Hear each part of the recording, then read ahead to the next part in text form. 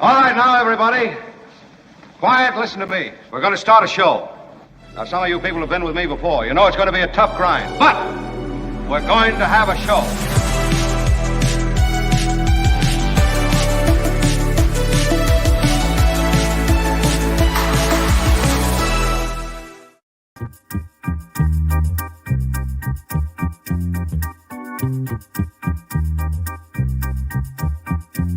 I'm actually just trying to do a tweet right now saying that we're on the air. That's why this...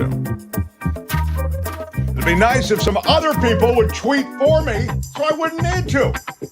My God. I'm just saying. You know, they do this to me all the time. I don't know what the hell they do it for. I can't even do it, John. Somebody, maybe Kim, John, maybe you could do it. I mean, I'm just saying we need to tweet that we're on the air. Whoever is producing this thing has no idea what they're doing. I mean, it's an awkward way to start, I will say that. I mean, I have to admit, it's an awkward way to start. But nonetheless, it's important. Welcome all. This is our big live event on YouTube. That's right. We are live on this platform from 10 a.m. to noon every day. So excited that you can join us. Got our full range of topics today and a couple of special guests as well. So it's going to be... We'll do it live. I'll write it and we'll do it live. Well, I'm not going to write it, but we will do it live. But our full range of topics, they do include some breaking news. Actually, John just pointed this out to me.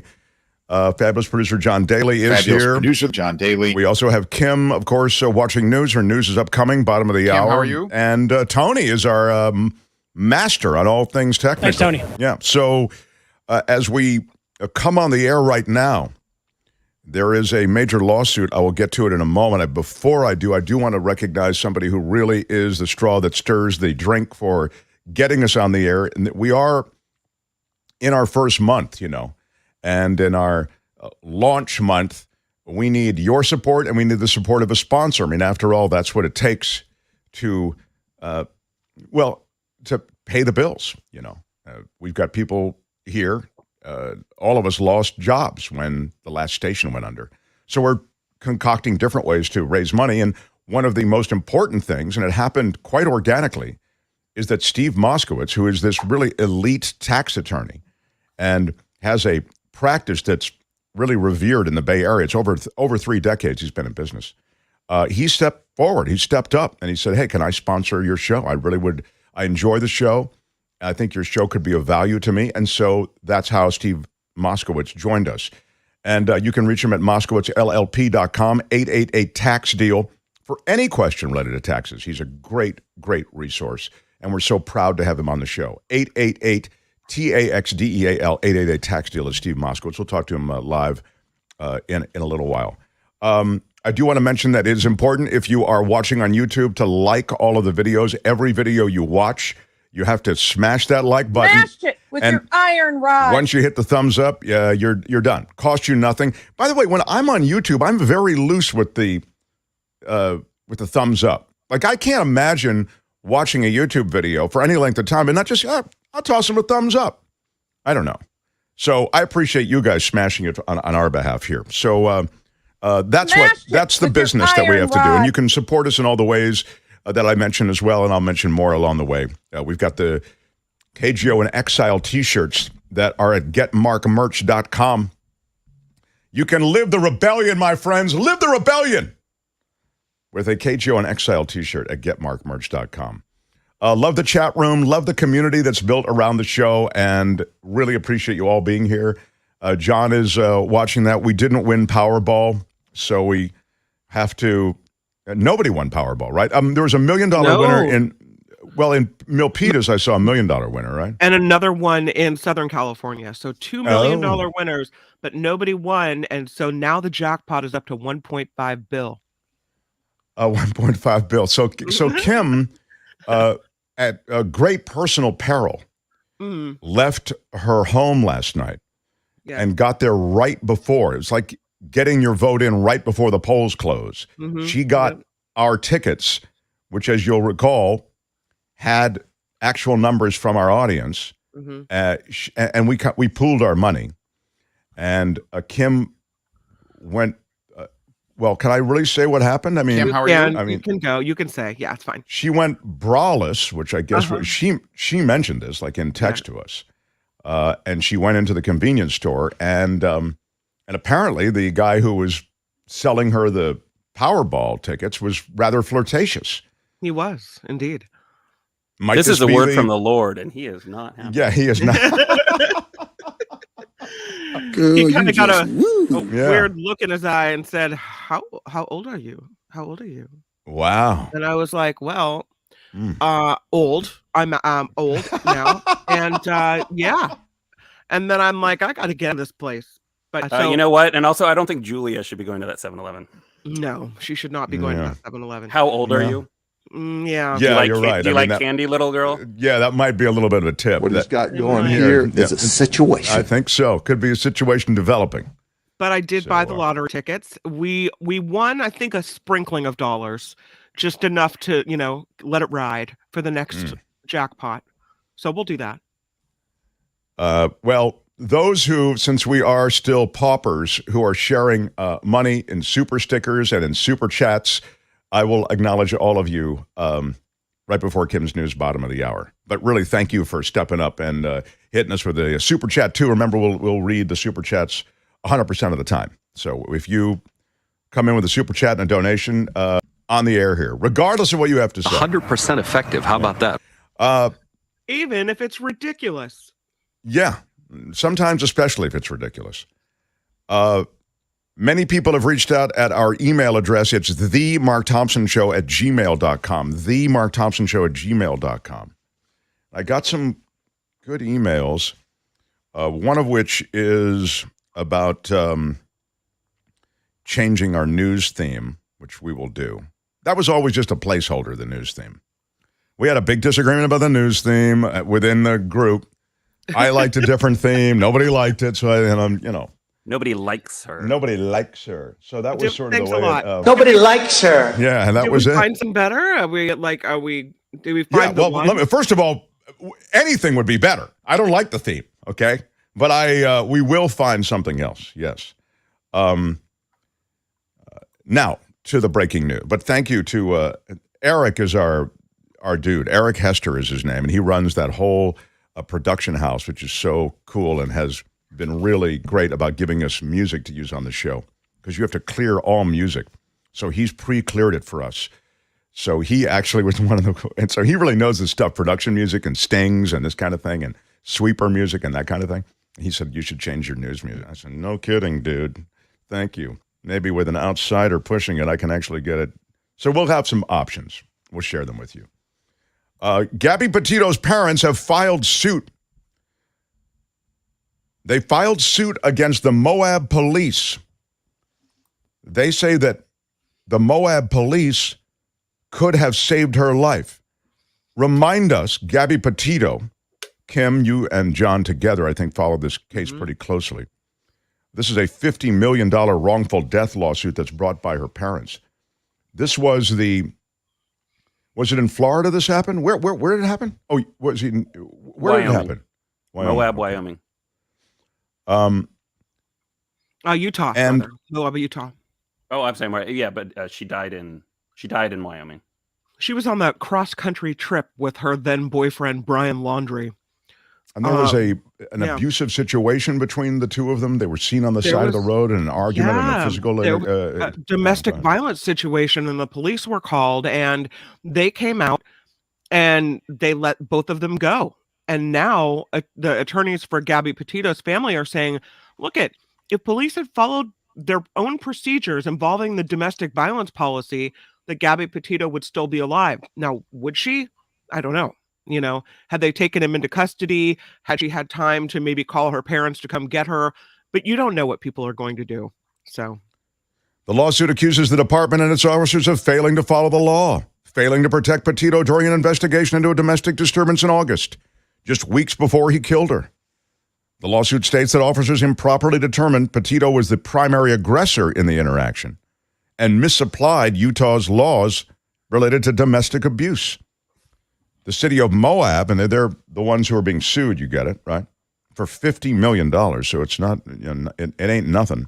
And the traffic stop was based on a report from a witness who said that witness had seen Brian assault Gabby. So this is kind of like the basis of how the lawsuit starts. So to John's point, then the cops arrive and they decide that Petito's the aggressor. The city says officers acted with kindness and empathy. So that's their... Well, they're also pointing out that there's no way they could have seen into the future based on this one incident. Mm-hmm. She was 22. He was 23. You remember the other odd thing about this entire episode was that there was no body, and the case or the trail had cooled. I wouldn't say it was cold, but it had cooled a bit. And an online presence was one of the things that really brought it back to life, brought the investigation back to life. I thought it was really a triumph of this medium right here. There were people meeting on YouTube. There are people meeting across the web, and they reanimated interest in the Petito case and her whereabouts. They even had clues as to her whereabouts. And as John says, she was found in Wyoming. There is a documentary on Gabby Petito set to air next month called Toxic Love, Gabby Petito Tragedy. That's going to be on HLN November 5th. HLN never misses an opportunity. That's kind of the thing. Yeah. But Petito also admitted that she had hit him first in this argument. So if you were the police officer, it's not so clear cut. Yeah, that's it too. I mean, at what point are the police, in a sense, absolved of responsibility for this thing? It's a really tough spot. Look, those domestic violence situations are always some of the toughest for cops. They're also volatile. I mean, you can immediately escalate these things to violence that takes everybody out. I think that domestic violence call is one of the things that they least like to respond to. I mean, look forward to responding to might be a way to put it. Do you remember the when her body hadn't been found, or even afterward, but he hadn't been arrested, and the gossip rumor mill that his family was hiding him and they were under all kinds of scrutiny. In the end, he was found in Florida, had killed himself and left a note that he had killed her. Thank you, because I remembered there was a Florida component. Thank you very much. And Tom Dusenberry, I saw that. Courtney will be watching that documentary on HLN. Absolutely. 100% she will. Well, and an independent investigation recommended that both officers be placed on probation, namely for failing to cite anyone for domestic violence, although it appeared that they only had sufficient evidence to charge Petito. Oh, so, I mean, when you consider that, they only had sufficient evidence to charge Petito, in a way, could they be blamed then for not recognizing that he was the aggressor? Very tough situation. But anyway, the lawsuit will continue. I mean, those parents are, I'm sure it is a horror that one can never really understand, the loss of a child that way, and to a violent death from a partner who is bent on aggression, and to process that, all those feelings. I'm sure you want to blame somebody who's still with us, and the people who are still with us are those Utah cops. That said, maybe they are to blame. I don't know, but I'm just suggesting. What the cops have here is a situation. No, it is most certainly a situation, I would say. Yeah. So anyway, what he's got going here is a situation. It's funny, after the Pelosi attack, where everybody had all these theories about what was going to happen. No apologies really on the part of the GOP, right? I mean, it's clear what happened now, right? You've read the police report. We've seen video. I mean, there is video, might be a way to put it. It's indisputable. This is a clear X's and O's case. So you see, meaning if you just know the X's and O's of the case, you understand it. There's no subterfuge here. There's no ulterior motive here. There's no other agenda here. So that within minutes it becomes this politicized thing full of all these conspiracy theories is insane. And equal insanity is that there are no apologies. For the various communities. I guess it really was a real attack on an 82-year-old dude, and that's just the way it was. And so you guys were. I was wrong. Period. Exactly. You're not hearing that.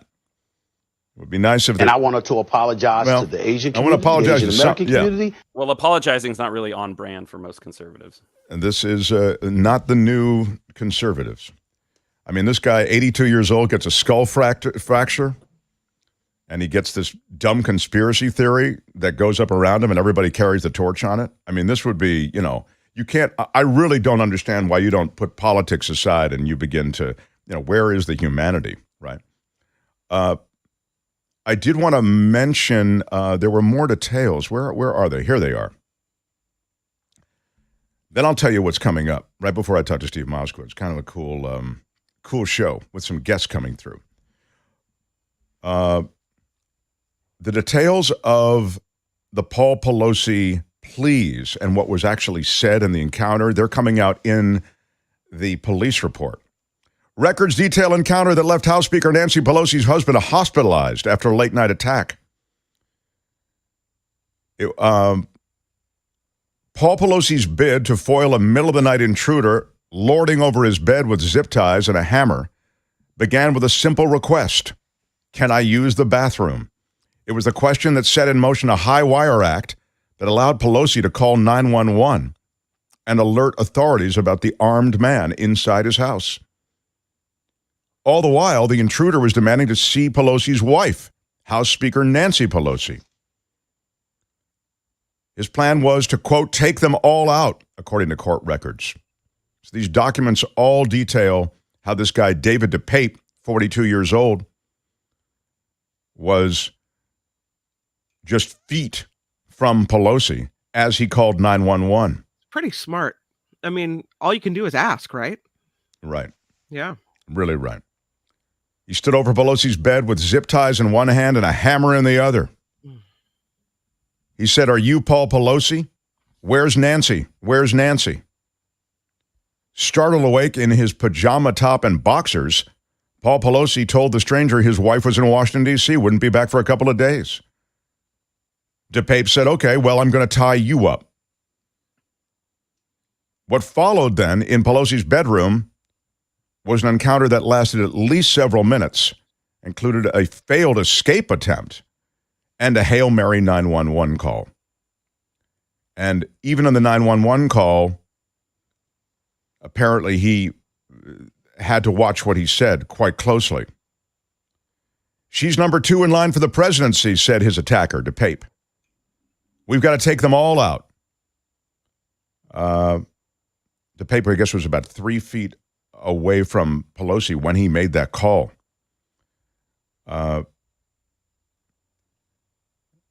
As DePape stood about 3 feet away, here it is, Paul Pelosi reported a gentleman was at his house who was waiting for Pelosi's wife to return. As DePape gestured for the phone call to end, it's weird that DePape even let the phone call go down, right? Yeah. Paul Pelosi tried to defuse the situation by telling a dispatcher he didn't need the police or the fire or the medical assistance. At one point, Pelosi tried to be calm and discreet while asking the dispatcher for the Capitol Police. I've got a problem. You have to remember that he's not right in the head. He's supported liberal and conservative conspiracy theories, right? So this guy's not functioning on all cylinders. Oh. I was thinking to myself how lucky it is that 911 actually answered the phone, because the last few times I've tried to call, for whatever reason, it's been like, I don't know, 7-8 minutes. And then, finally I hung up because I thought, well, there's debris in the land. I guess someone's going to figure it out. This is. Yeah, I've been on hold with San Francisco police many times, but now they know me by name. It is true that John has a relationship with SFPD, being an amateur crime fighter in the city. This is a question that I get, and I got it on the email from Liz L. You can text your question. Why don't you just text it? Comments into the community. By the way, I do go back and look at the comments after the show's over. Is he a U.S. citizen? The answer is no. He's not a U.S. citizen. He's a Canadian citizen, and he overstayed his visa. And, I mean, that seems like a technicality now, but it will be something that will be addressed. Generally, that's addressed after trial. So that's the answer to that. He's a Canadian citizen who's overstayed his visa. Speaking of overstaying their visa, I've overstayed my conversation about the Pelosi matter, but I thought in court documents, as there are more revelations, you might just be curious to hear them. I did want to mention that my mother and father are joining us. When are mom and dad coming on when are we running that? After the news. After the news. So after 10:35, my mother and father will join us. And it's an unvarnished conversation, my friends. So I hope you'll join us. But right now, The Mark Thompson Show. he joins us daily. We're so excited for this guy. I was singing your praises at the beginning of the show. Steve Moskowitz, everyone. Hi, Steve. Hi, Mark, and thank you. Yeah. Well, I was just talking about how big a difference you can make to people all over the country and in the Bay Area, of course, with every manner of tax issue. And it seems as though there are more and more, with changing tax codes and details that you really get into, more and more things to know. You underscore ERC because you feel, I think in part, look, this is free money. There are all kinds of, the PPP rollout during COVID and all the rest, that was a loan. There are other loans one can get. There are government programs of one sort or another that can loan you money. But the PPP, it's a check, and you don't need to worry about ever giving back a dime of it. That's right. That ERC is a grant, so it doesn't start out as a loan. They just give you the money. And the federal government is giving away up to $26,000 for every employee that an employer has. Now, you say, well, okay, if they'll give you up to $26,000, if you had 10 qualified employees, that could be up to $260,000, over $250,000. And if you had 20, then you could get up to over $500,000, and so on. And that's up to 500 employees, and then a different rule. But you say, well, okay, what do I have to do to qualify? There's two different ways, the easy way and the complex way. The easy way is, did your gross revenue drop a certain amount? That's what a lot of the firms are concentrating on, only that one, because it's easy. We start there too. If you can do it the easy way, well, of course do it the easy way.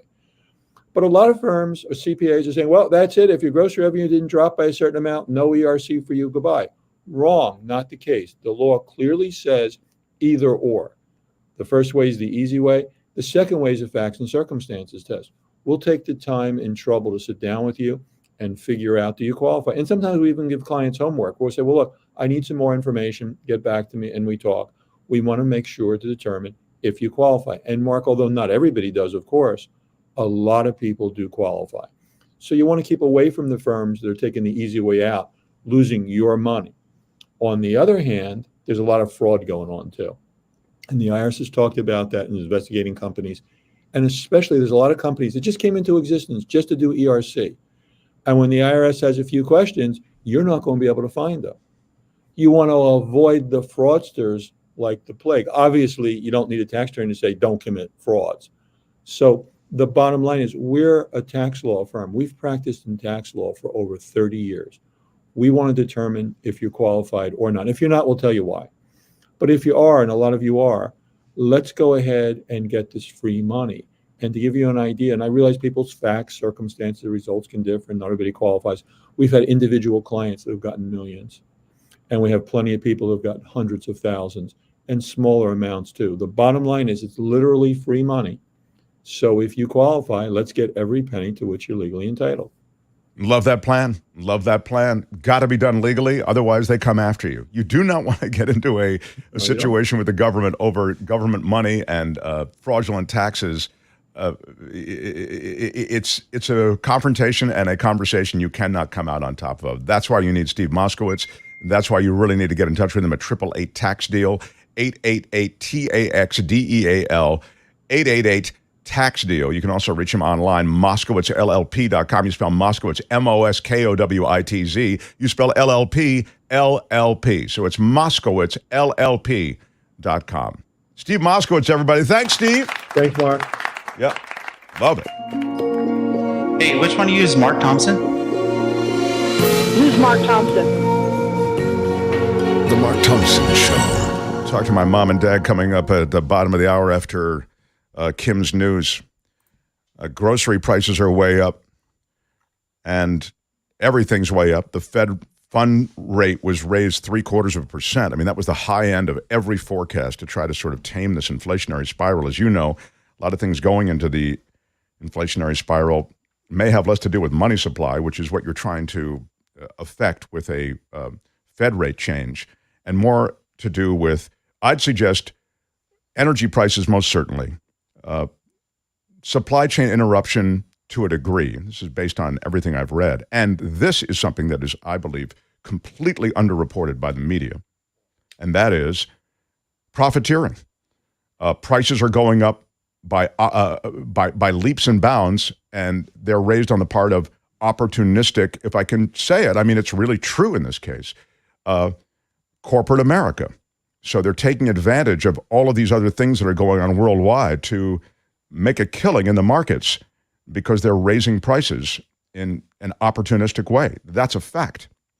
So the Fed rate being raised, though, will have an effect on everything. It'll affect your 401ks. Did you see there's one food item that is actually going down?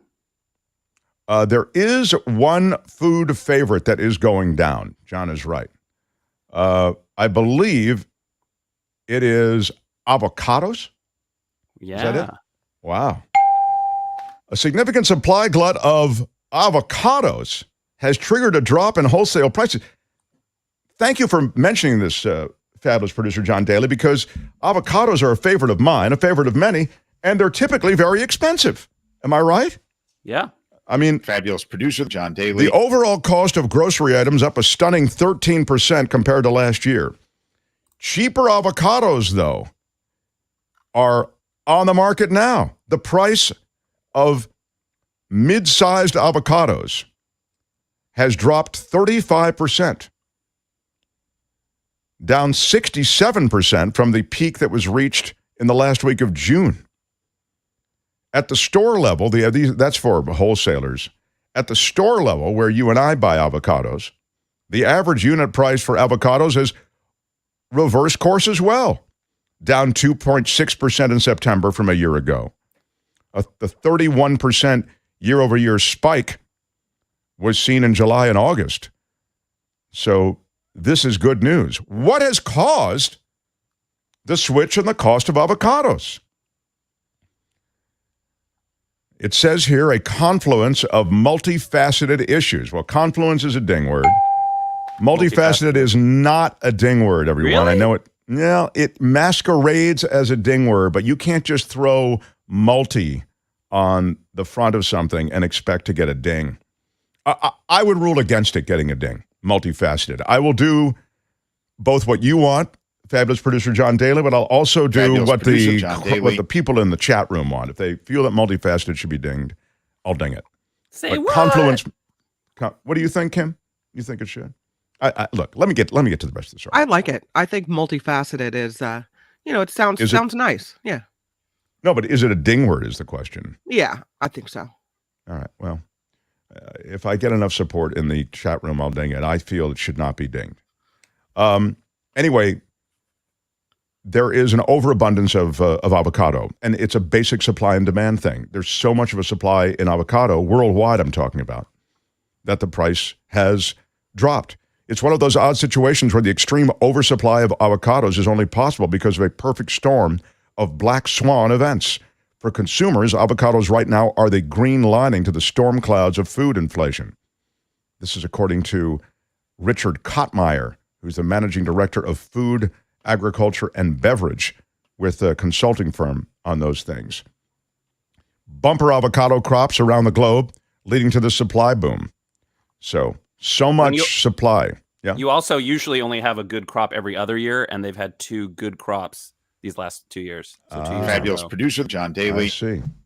Guacamole for everyone, says Ed Salazar. Drink it with your iron rod, says Nancy Benoit. That's right. Smash that like button like a boss. Iron rod. Then have an avocado. Smash the avocado. Smash the avocado. You smash the avocado with your iron rod. The great thing about the iron rod, it's got so many uses. I mean, after you've smashed the like, Smash it with your iron you can use rod. it to make guacamole or whatever you need. Yeah. Pesto. Pesto is a very strong choice as well. Yeah. Trump lawyers counted on Clarence Thomas to help overturn the last, how do I say it without, now I'm so worried about saying anything. I can still say it, right, John? January 6th? Yeah. Well, no, not that. Well, that was part of it. It was the last election. Trump's legal team wanted Supreme Court Justice Clarence Thomas to rule on their lawsuits challenging the 2020 election because they believed he would be their, quote, only chance at a ruling that could overturn the results. These are emails obtained by Politico. Thomas has already come under fire for participating in election-related cases as his wife supported efforts to challenge the vote count. Oh, she's more than that. She is really off the deep end. I've said this before, and I'll just reiterate it. This doesn't happen. I mean, the Democrats just don't play the kind of hardball required. But I wouldn't mention Clarence Thomas or the Supreme Court without demanding the resignation of Clarence Thomas. Now, he's not going to resign. I understand that. But the utter corruption that inhabits this guy, Clarence Thomas, it should be something that is constantly the focus of media attention. Unfortunately, things like the overthrow of democracy, challenges to democracy by election deniers across the country, many of whom are running for state houses, Secretary of State, gubernatorial seats, etc., that's taking a back seat to the economy. And that's always the way it's going to be. It's always the way it has been. But that doesn't mean you can't bang that drum. The drum of collusion between Thomas and those who are committed to overthrowing government, I think that absolutely has to be something that you have in that. That's a conversation you need to have constantly. So anyway, these are new revelations. I mean, as I said before, the trail of breadcrumbs is not tough to pick up on. So I wish that there was more noise being made around Clarence Thomas, who he is, and what an utter and complete fraud he is on this Supreme Court. So when we come back, we'll talk to my mother and father, and we'll tell you how that'll go down as we continue. Also, we'll recognize many of you who've been so generous in the chat. Smash it like a boss. Hit us on the Super Chat. Also hit us with stickers, and we continue. The Mark Thompson Show on YouTube, going live. The Mark Thompson Show.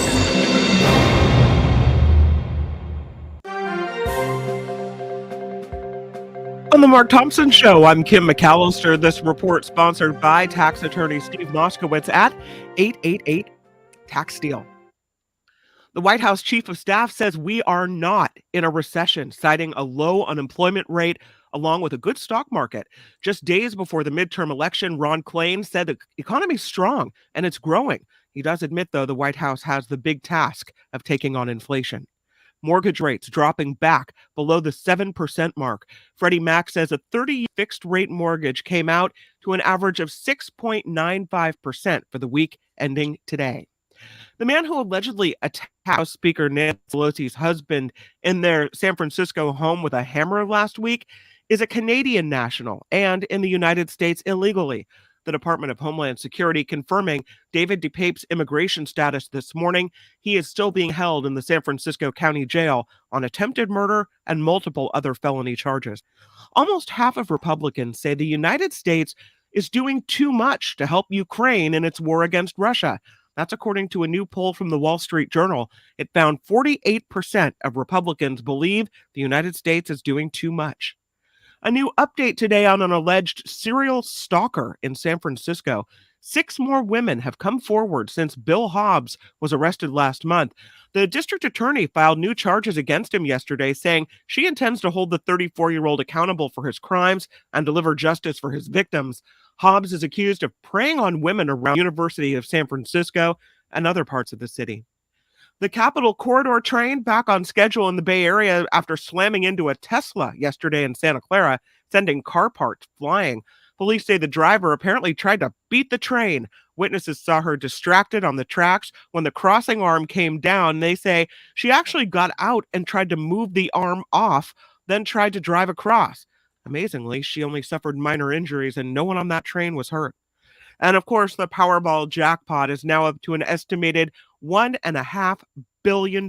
No winning ticket was sold after last night's numbers were announced. It is shaping up to be the second largest Powerball prize ever, the next drawing set for Saturday. And this report sponsored by tax attorney Steve Moskowitz. For more than 30 years, Steve has put his tax knowledge to work for individuals and businesses alike. If you need help with your taxes, please give Steve a call. It's 888-TAX-STEAL, or you can catch him online at moskowitzllp.com. I'm Kim McAllister on The Mark Thompson Show. They had to close down an entire radio station to silence him. And now, he's here. Ladies and gentlemen, Mark Thompson.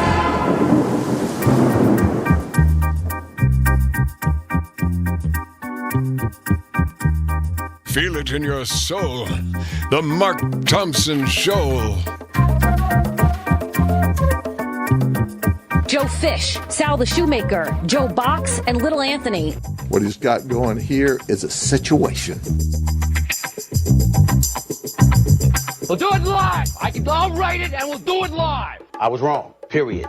My words upset so many people. Where are my weed smokers at? Can you let him finish, sir? I want to try something new. I do hug and kiss people casually. I've told you it's never easy being in this business. You are high as a kite. He was high and drunk.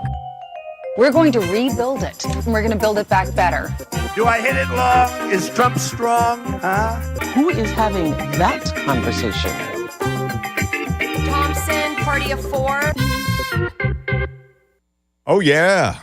Well, it's great to have everybody here on the live stream on YouTube. And if you're watching in delay, it's great to have you watching. And you can smash that like button even if you're watching a playback of the show. And so smash it like a boss, my friends. Yeah, and then hit that heart with a dollar sign in it, and that helps support the show. But speaking of supporting the show, shout out to JR, not Stone, but big shout out for $50. Birthday shout out to Maureen, who is a big fan of you, Kim, and John, and Tony. Wow. Fabulous That's producer, the whole John crew, Daly. and that's Happy birthday, Maureen. John, thanks, Tony. Yeah. Really happy birthday. Yeah. Thank you for spending it with us. Joni, 1999. Thank you. Shout out to Joni. Thank you, Joni, for that. Terry K with a super sticker for $10. What up, Terry? Thank you. Bear from Gilroy, $9.99. It's the American way. We're a $9.99 country, I think. Thank you so much. Don't you feel? Thank you, Bear. James Buchanan, $4.99 with a super sticker. Thank you so much. I have seen James Buchanan's name a lot. Thank you for all the support. William Gipe, $3 with a super sticker. Thank you. Thank you, William. Really, really cool. Thank you, everybody who's hit us with super stickers and super chats throughout the morning. You can also go to themarkthompsonshow.com, click through to our Patreon site, and you can become a patron. All of our patrons, we scroll your names at the end of the show. We are so grateful. I say it because it's absolutely true that this show doesn't exist without your help. So and thank James you for your Buchanan support. is also in all those history books too. He is. Was he's a big deal. I don't really know much about him. He was a president. I'm sadly, it's a blind spot in my historical knowledge as to the distinguishing aspects of his administration. You know who could share details with you? A guest we're going to have next week. Oh, you're thinking John Rothman? Yeah. John Rothman will be here on Election Day. That's right. John Rothman, many of you have asked, when is John Rothman coming? John Rothman is coming on Tuesday to this show. So you'll hear John Rothman right here. And speaking of people who you might be familiar with and want to hear from, on Friday, and what time did I say she's coming by? 11:05 specifically. 11:05. Pat Thurston will be coming by. That's right. So KGO in Exile lives on. If you want to join in on Friday. What are the porn stars doing, Mark? Yes. Pat will be letting us know what's up, and she'll want to comment on any number of things, of course. Pat, I adore, and we'll have a great time chatting with her. Ta-ta. So that'll be Friday. That'll go on. That'll be at 11:05, and then Tuesday for Rothman. And I also wanted to mention that the Mark merch site has the Kjo in Exile t-shirt, okay? And we raise money to support the show through the merch site as well, and you kind of get some fun merch. So go there, knock around. You'll see the t-shirt, Kjo in Exile. And we've just come up with and this was, I think, at your suggestion, John Daly, a basic tee, or maybe it was a listener or viewer who wanted to do it at getmarkmerch.com. Yeah, so both those of us on the show and you want a basic t-shirt. So you've got the Kjo in Exile t-shirt where you can wear the rebellion, my friends, and you also have the basic tee. So that'll be available as well at getmarkmerch.com, and there's other stuff coming as well. And you can knock around there. I've just mentioned a couple of things. You know, you can see the coffee mugs behind me, and there's a lot more there at Get. And if you want a Brett mug, you're going to have to hurry up because they're on clearance. It is true what John is saying. We are clearing the Brett department at getmarkmerch.com. Sadly, we love Brett. Love him. But there's a lot of overhead. We can't keep all these lines and inventory going all the time. You understand. So now, tell me how this is going to go. Tony's going to do this, I believe. Tony is going to help us. Thanks, Tony. We run we had a conversation with my mother and father. You will see it unedited and unvarnished. And you will get a chance to see my mom and dad. I guess you never had a chance to see that. And Tony, you'll run it. And then is there anything else I need to do? He's going to insert it. Thanks, Tony. Perhaps through injection. Yeah. Oh, he'll insert it maybe through injection. And what if he put it inside the body? All right. Yeah. So, ladies and gentlemen, without any further delay, here are my mom and dad, 92 years old.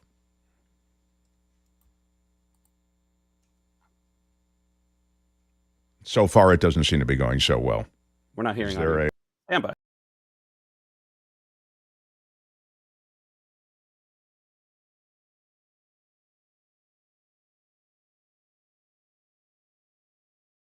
Parents' fault. I mean, usually when you have older people who may not be in the technology, you think it's their fault. It's not. Not in the case of my folks. They did this seamlessly. Actually, they came right on. So I was actually really surprised because we've had other guests with trouble. And me too. We had so many issues. They're in their 90s, and my mom clicked the link. Bam, boom. No sweat. She was no bam, feedback, boom, bing. Yeah, clear audio. True professionals. Yeah. Well, you know what? That was a good visit with mom and dad. No, you ready? You ready? They're so cute, though. All right, Tony. Thanks, Tony. All right, here we go, Tony. Go for it.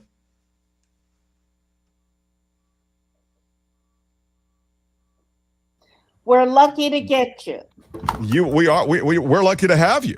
I think this is really cool. I was kind of anticipating some technical issues, but I want to say, mom and dad, everybody, they really rocked the show. Come on, yeah. Very good. Thank you for having us. I've included our fabulous producer, John Daly. He's hi, John. Thank you. Hello, fabulous producer, John Daly. He is a man of the world. He's a super tech ninja, as well as a guy. Say you've mastered this compared to some of our guests. This is extraordinary. You've mastered this process. It is true. We have these brilliant guests on. You know, they're Pulitzer Prize winners, and I mean, really, they're people who are distinguished in their field. But the clicking the link and then actually speaking with us, that seems to be a major challenge, and like reinventing the wheel every day. Well, if I let Daddy do it, he's the genius in the family. Not true. But we won't be here. You'll be on a delay. That's right. It is true. My father is, I think, a certified genius, and yet can't turn on the iPhone. So, I mean, he's got his exclusions to genius work, and we all have our areas of expertise. We all have our expertise, exactly. We have a couple of boxes of his books here. Anytime you want them. Mom and Dad were supposed to be in Europe right now, in Holland. Right. And what happened? They just canceled the flight on us. You open your computer and it says your flight has been canceled. Which happened. And so now... Well, we can send you to Reykjavik. I don't think... Reykjavik is nice, but it's cold. No, they did say you can go to Reykjavik. No, they didn't say that. You said it, but nobody. Well, they said, didn't they wanted to route, but Mom is right. They wanted to route you through Reykjavik back into Holland. Am I right? Yeah. No, well, it would go from Reykjavik to Amsterdam. No, not to Amsterdam, but to a city in Germany. Okay, so another European. No.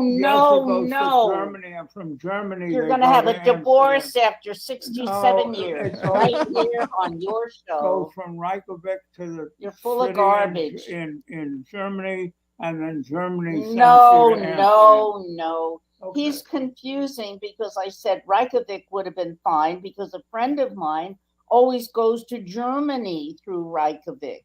So Daddy has now the name Germany in his head, and we'll never hear the end of it. Anyhow, the bottom line, we're not there.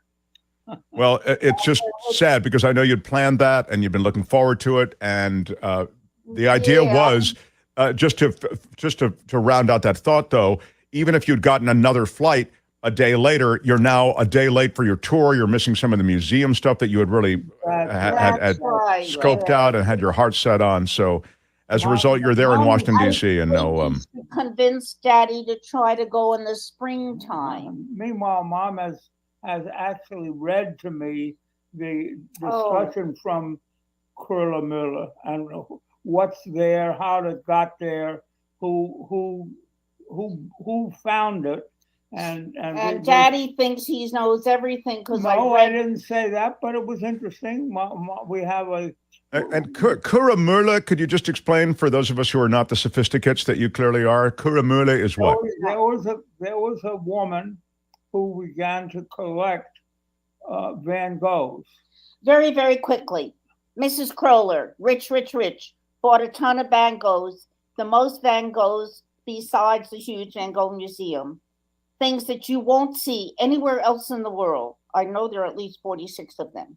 Okay, she marries Mr. Mueller, also very rich.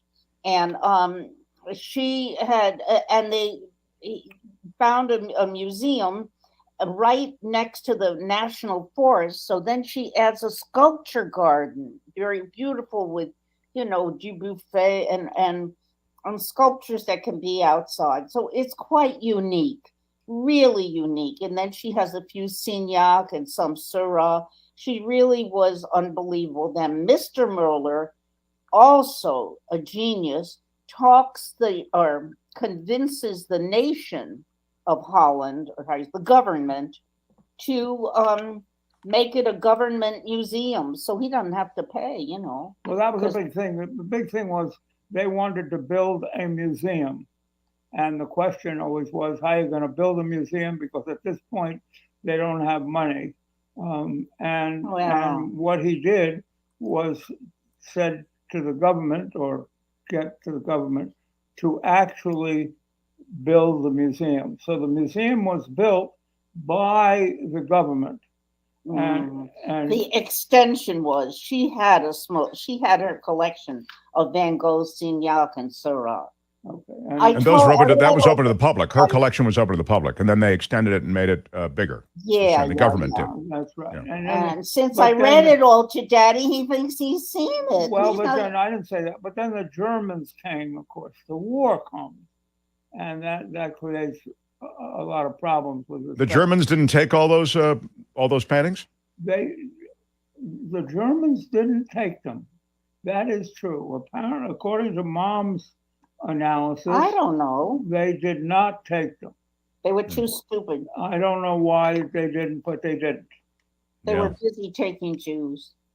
Yeah, they were busy doing the ethnic cleansing or whatever. So they were big into the propaganda. Yeah, that's right. They would get us there the next day, and that on the last day they would take us to Kröller-Müller.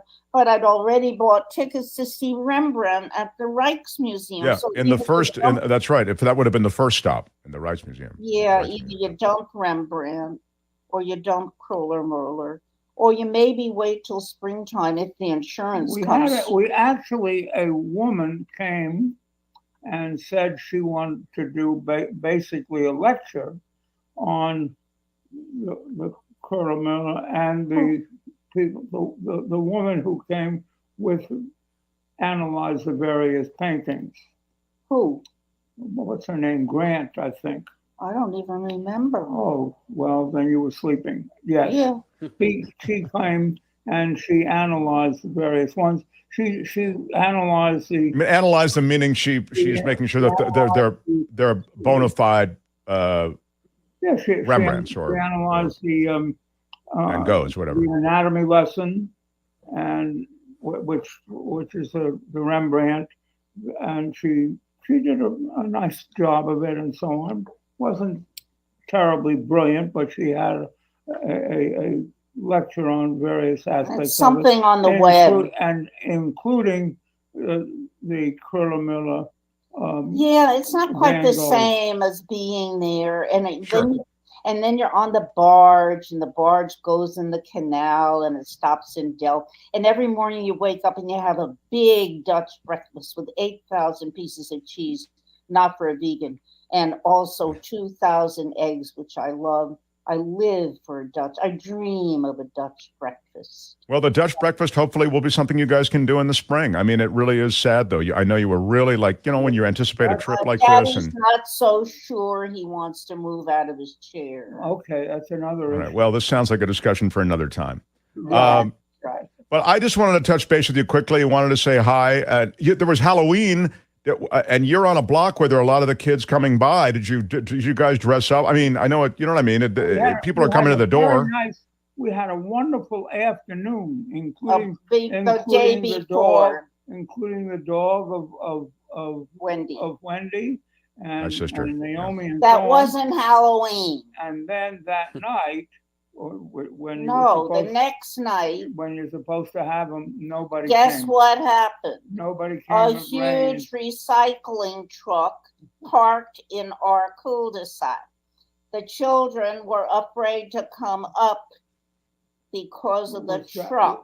Why did the recycling truck So park everyone in your? was at the end of the street and I had see. to saw the cute little kids. So the parents, realizing how disappointed this end of the street was in the cul-de-sac, are sending them out tonight. So we. Oh, that's cool. That's great. So they are gonna come through. Because I know that Dad got Because we have a ton. Dad and you both have costumes that you wanted to greet the kids in. Well, I'm going to be a clown. I don't think Daddy. Daddy's the cat in the hat. Yeah. Right. I thought he did. Right. Oh no, you'll have a cat in a hat here. Daddy's the cat in the hat. I think Yeah. that's it. Anyway. Well, it sounds like fun. So what happened on your show today? Well, we had a bunch of guests and we've had good conversation. It was a good show, I thought. Didn't you think so, John? John is. Yeah, and you immediately forgot what was on the show, didn't you? I got fabulous producer John Daly. I could tell you. I mean, we had a filmmaker and we had a lawyer.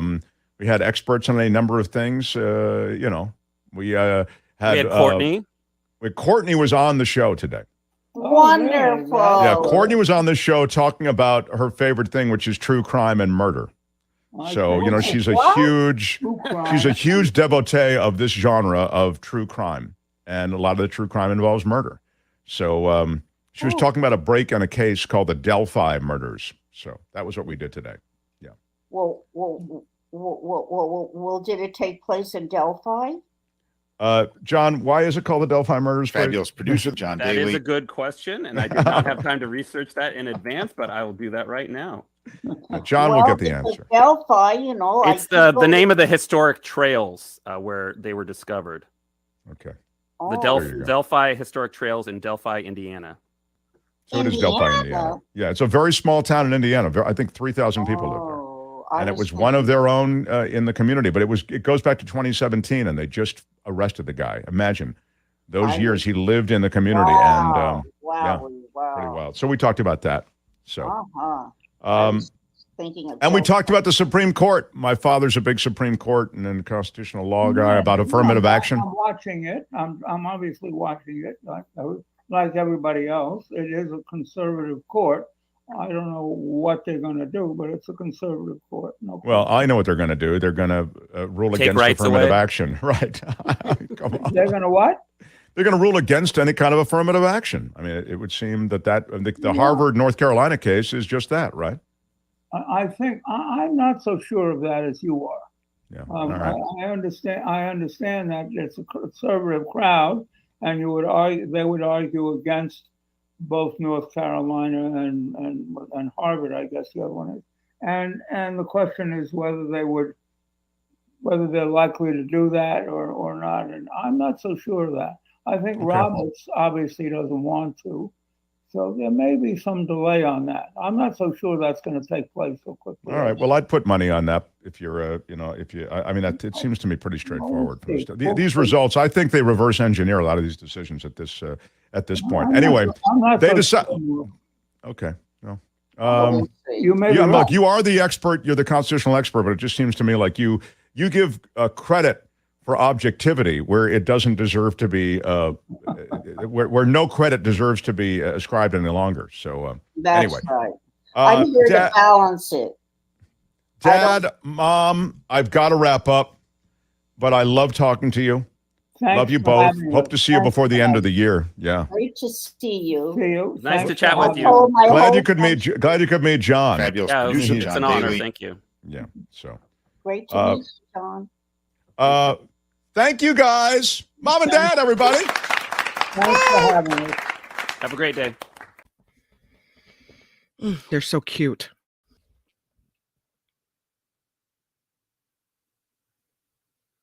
Talking about yesterday's show. Yeah. Yeah. That was yesterday. That was recorded, so that's why they reference, the time, as I was mentioning before. We gave it to you unvarnished, though, unedited. And they're cool. They're super cool. They're 92 years old, man. Feel very lucky, of course. Yeah. I can see on your mom's face when she talks about that missed trip that she's really sad about it. This is a real, you're so sharp to pick up on that. It's a real problem that COVID helped make worse. And that is my mother's a traveler. She's planned exotic trips. She went to China on her own. She had planned a trip to Egypt. And then I don't know if you recall the Arab Spring that created such unrest in Egypt that she couldn't make the trip safely. And indeed, there were incidents that were related to travelers who were caught in Egypt. So that was her dream, to go to Egypt. She'd never been there. That's just an example. But you can hear in the conversation, they have a pretty deep knowledge of art and a pretty deep appreciation, certainly, of art. Yeah. And so she had finally gotten my dad, who is more reluctant to travel. I mean, he's 92 and he's aware, they're both 92, aware of those things that are associated with perhaps making travel more difficult as you get older. And I think that might be one of the elements of his anxiety. He's also not the, he doesn't have the zest for travel that my mom does. So anyway, to your point, I think when this was planned, it took a lot of cajoling of my dad to get him on board. But then he got to be an enthusiastic participant in the planning, and it was to have been a great trip. And one of those barge trips where they go to museums and they just take in all that stuff that they love so much. So you're right, Kim. Yeah. When this thing happened, it was, you have to avoid COVID, make sure you're healthy, take all your stuff. We had them with these, those air tags where you can keep track of your luggage if something happens. Sure. Yeah. They got euros, for tipping and for various things you may encounter when you get off the plane initially. So you're all ready to go. And then literally the night before, KLM cancels their flight. And it just threw the entire trip into a tailspin. And so my mother, I think, is really sad about it. And although the air tags are really good for tracking them as well.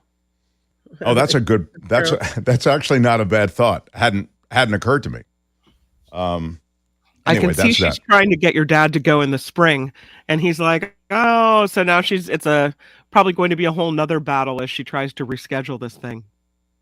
Yeah, I think you're right. Is asking how's their mobility. It's good, but they've slowed down a bit. My mother is amazing. She was the oldest person at her gym. And that's wild because, as you know, I have a certain reluctance to getting into the gym. Even though I have a personal trainer? Yeah, she's not yet. But they used to have at her gym, which they've now torn down and made it a parking lot or something. This is not that long ago, like 3 years ago, right before COVID, they tore down the gym. And then now she has to, her and dad have to go way out to this other gym. It's really kind of difficult. But anyway, she had a picture of herself on this ball. I guess it was, I'd seen it. It was like up on the refrigerator or, someplace like that. And somebody else at the gym had taken that picture. Well, when I visited them, I see that picture on the refrigerator, and then I visited her gym with her. This is, again, a little over 3 years ago, a little pre-COVID. And I go to the gym with her, and there behind the front desk is a picture of my mother on the ball. The very same picture that was on the refrigerator is there behind the front desk. She was their oldest gym member. So she, I think, moves better than my father. My father moves tentatively, but he still moves around. He's still, he's not, it's really, really cool. So feel very lucky. My dad was a tennis player for a long time. And I think maybe all of that helps. Who knows? I think also luck helps. I mean, look at me. I'm a mess. I got a bad hand, a bad foot, my neck, my back. Just keep the voice going. Yeah, trying to. Anyway, Liz is suggesting that you go with Courtney and help them next spring. That may happen. I think Courtney probably has more patience for my parents to travel with them than I might, but it's a good thought. So, hey, coming up next, we have a real sweet show business offering for you. There is a show opening for a limited run on Broadway in New York. Isn't it on Broadway? It's off Broadway, I guess. Okay. Near Broadway. It's making its off-Broadway debut. Kind of like this show. At the Triad Theater. Yeah, thank you. This is the equivalent of off-Broadway. And then we are working our way toward Broadway. We're working on these guys. I don't know if they're going to Broadway or not. We can ask him. The writer, actor, comedian will join us. Peter Fogle is his name. And he's in this show directed by Chazz Palminteri. So we'll ask him about that. Looking forward to it. It won't be a long conversation, but it'll be a fun conversation. We'll do that next with Peter Fogle. Thank you for joining us. Thank you for smashing the like button like a boss. And for making any contribution you feel up to. That's right. Super chat or super sticker or Patreon, or however you support this show, we so appreciate it. We'll recognize all of those donors and supporters as we continue. It's the Mark Thompson Show live on YouTube. Hey, which one of you is Mark Thompson? Who's Mark Thompson? The Mark Thompson Show. Hey, on the Mark Thompson Show, I'm Kim McAllister. This report sponsored by tax attorney Steve Moskowitz at 88 Tax Deal. President Biden heading out west today. He is set to deliver a speech on student debt relief in New Mexico and then appear at a Democratic rally before leaving California. The president will campaign for local Democratic candidates in San Diego. The House Republican leader says his party will not make cuts to Social Security if they win the election. California's Kevin McCarthy noting the GOP's Commitment to America plan mentioned saving and strengthening Social Security and Medicare. He insisted Democrats are desperate as they bring up this line of attack so close to next week's election. Former Prime Minister of Pakistan is injured after an assassination attempt. Some reports say Imran Khan was shot in the leg today while speaking at a rally. Others say he was hit in the foot. 4 other people also reportedly injured as Khan was taken from the scene in a bulletproof vehicle. North Korea firing more missiles over the Sea of Japan. Japanese officials say North Korea launched several missiles today, including a possible intercontinental ballistic missile. Those ICBMs are designed to carry a nuclear warhead across long distances. The FDA says there's a shortage of amoxicillin used by children. The drug, often used to treat bacterial infections, comes in tablets, capsules, and as a liquid. It's the liquid that's in short supply right now. At least half of Twitter's workforce is expected to be let go by the end of the week. That according to a report that says new owner Elon Musk plans on cutting 3,700 jobs. Musk recently completed the purchase of Twitter before firing the CEO and the CFO and dissolving its board to become its sole board member. Officials are asking Harry Potter fans not to leave socks at the memorial for the fictional character Dobby. Freshwater West Beach in Wales was used as a backdrop in Harry Potter and the Deathly Hallows. buried the house elf Dobby. National Trust in Wales says items like socks and paint chips are causing environmental concerns and putting wildlife at risk there. And this report sponsored by tax attorney Steve Moskowitz. For more than 30 years, Steve has put his tax knowledge to work for individuals and businesses alike.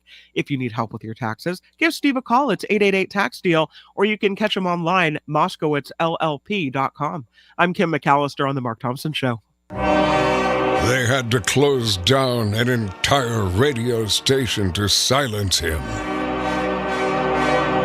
And now, he's here. Ladies and gentlemen, Mark Thompson.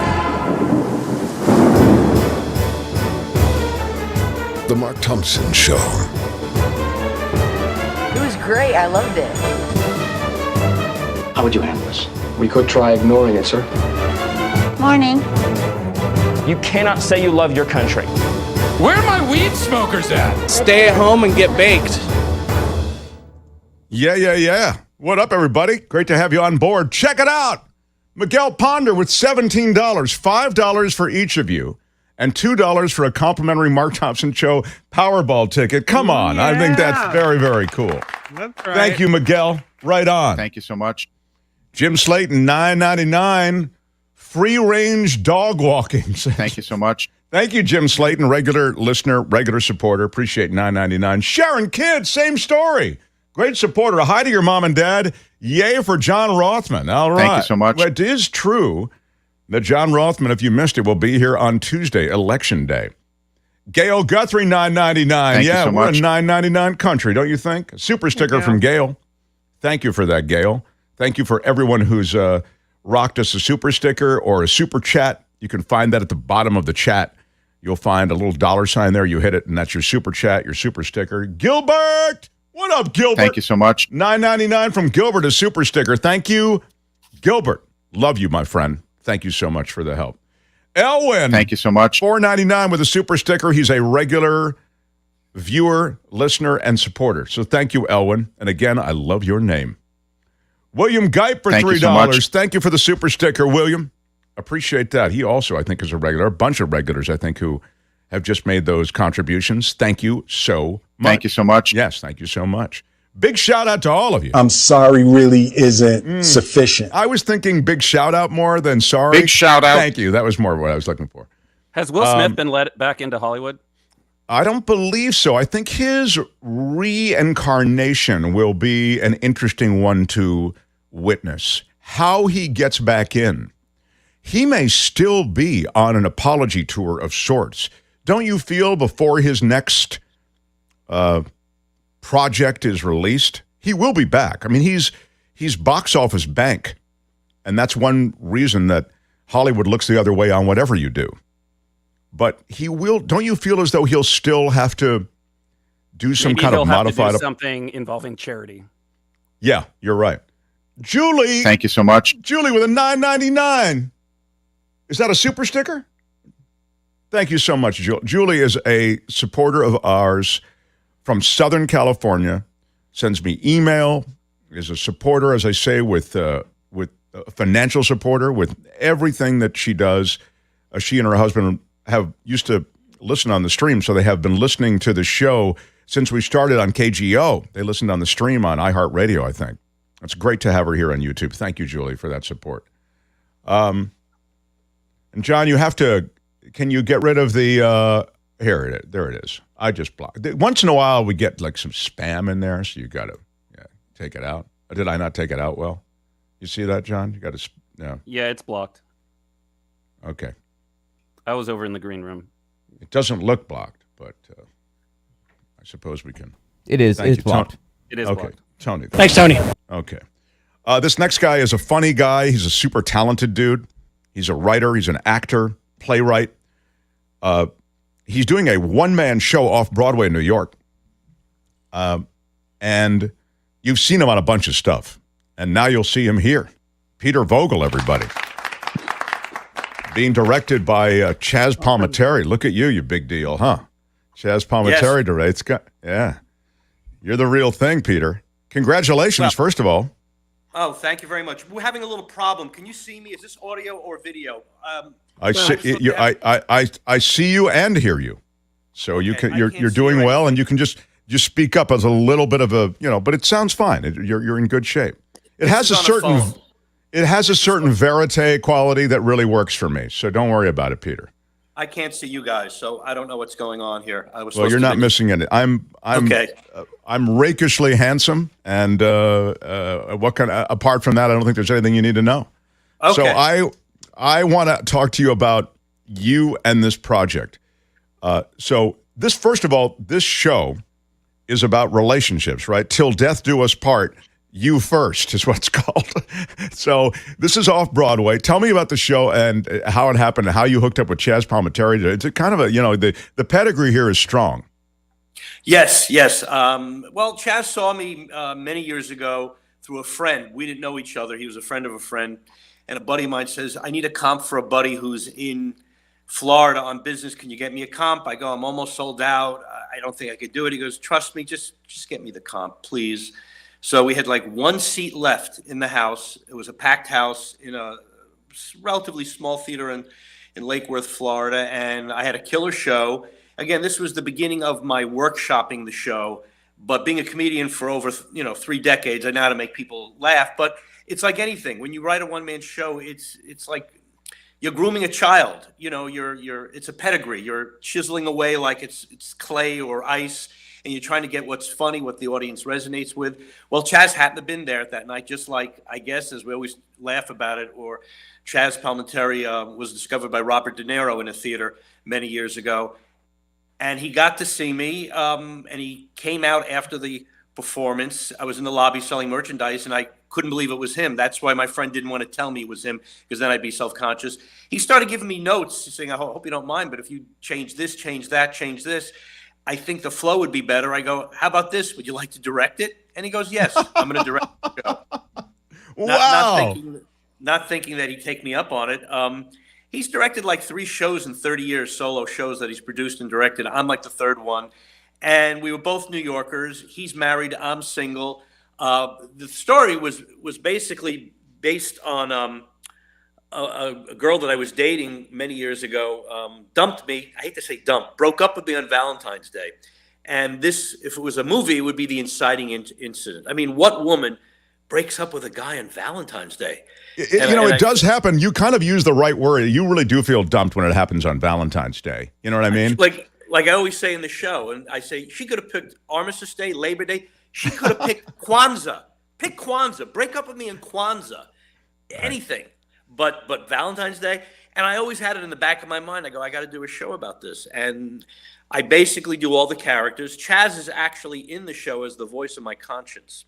So he leads me and guides me like Sonny from A Bronx Tale to make. Yeah, right. That was his one-man show, right? A Bronx Tale was his one-man show originally. Yeah, his one-man show, and it's always it's like his show is as we laugh about it. His show is a coming of age story about a young man, teenager who has to make the right decisions in his life. Mine is more of a coming of a middle-aged man making the right decisions with the one woman that will change my life. And I have to tell the audience, Chazz is directing the show, but he's also the voice. So it's kind of like a show within a show. And we take, as I tell everyone, all the stories I tell about my romances, the good, the bad, the ugly, are true. The names have been changed to protect the guilty. So, well, I like that you come at it with a little, look, marriages and relationships are complicated things. And I like someone who talks about them with a nod of the head to those complexities, to how difficult it is. And obviously you're funny. So Peter Fogle is going to give you some truth, but with a lot of fun, I suspect, on the way. It's a how? Go ahead. No, it's 85 minutes. And I do 20 different characters along with Chazz in doing a voiceover. And it's basically taken from real life. Like one of the bits that I talk about, it's like when I'm talking about my exes, as I get older, I'm a baby boomer. I try to remain healthy. So I have a great workout regimen. For 30 minutes, I do cardio on the treadmill. For resistance training, I call my ex and try to reason with her. And that gets a big laugh. So when audiences are. Did you really want to try to get back together with the woman who broke up with you on Valentine's Day? Yes, I actually did. I did. We tried to make it work again. Then I was moving back to New York. But it's like a hero's journey. I have to figure out, Chazz just, he slaps me around verbally during the show going, what is wrong with you? Why can't you see the light? And because I do have a fear of commitment in my own life. So it's basically as autobiographical as a Bronx Tale is. I came from a dysfunctional family with a mother and father. That wasn't the best marriage. My father was a narcissist. I don't want to even go into that. So I didn't have good role models. And I also, as my shrink said to me many years ago, 2 ways you could have done with your life. Gotten married, had kids, been the best father you could have been, or what you've done. You joined the circus. You became a comedian and toured. And he was right. He was absolutely right. And, now I'm looking for my soulmate. I'm involved in a relationship. But you never know where it's going to end. But at the show. But it's going to end. Am I right, Peter? Yeah. Well, at least until the lights come up. That's for sure. So. Right. I love that you're doing this. Why is it only 3 nights? I mean, you work so hard on the show. It's only 3 nights off Broadway. Well, we're doing it. This is just a test. We're doing 3 nights. Well, it's 2 nights, 3 shows. Friday night, 7 p.m., 2 p.m. Saturday afternoon, then 9:30 that Saturday. So it's the 11th and the 12th. And if folks want to come, I'm going to give them a discount. They have to go to triadnyc.com. It's the Triad Theater, 158 West 72nd Street. So it's triadnyc.com. If they use code 1250, the whole word, code 1250, they'll get over $12.50 off to see the show. We do have tickets available. And then I'm doing it on the 17th in Chazz's hometown of the Bedford Playhouse, bedfordplayhouse.org, and that's 1 night. We're just doing it as a test run to see, how audiences respond, and hopefully we'll bring it back. I get it.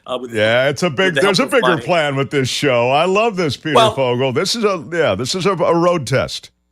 A road test, and it's tough in New York these days. We're coming out of COVID, but people want to laugh, and if you want to laugh, as Chazz and I always say, it's 85 minutes of laughs, nonstop laughs. That's perfect for single, devoted, and divorced couples. That's the way we look at it. So well, we wish you well with it. Again, it's called Till Death Do Us Part, You First. The off-Broadway debut at the Triad Theater, the 11th and 12th. 3 shows only. Really cool. Directed by Chazz, but starring Peter Fogle. I'm happy for you, my friend. It's really great. It sounds like it's an extraordinary show, and I appreciate you coming on. And maybe we'll bring it to San Francisco. You never know. We'd love it. Come West Coast. There are a lot of bad relationships here. Everybody can relate. Okay. Perfect. All right. Peter Fogle, everybody. Come on for Peter. Yeah. Thanks, Peter. Good luck with the show. Break a leg, as we say in the theater business, my friend. Yeah. All right. Hey, which one do you use, Mark Thompson? Use Mark Thompson. The Mark Thompson Show. Show, a taste of show business there with Peter. Yeah. Nice. Getting dumped on Valentine's Day. A lot of people in the chat room say, they got dumped on Valentine's Day too. When you think about it though, Valentine's Day is like the day when the spotlight shines on that relationship. Yeah, it's like the day of reckoning. No, that's true. I never thought of it that way, but that's a real good point. Seriously, what the I think the idea might be to give me a little bit of pre-Valentine's Day warning. I mean, to actually, but it's funny. Those holidays really, it's not just Valentine's Day. Christmas can be the same thing. Or New Year's Eve is another one where it becomes the crescendo of all the pressure in the relationship. Do I really want to fake this around other people? Right, exactly. And birthdays are another one. Did you get me a good gift? Are you annoying to me on a major holiday?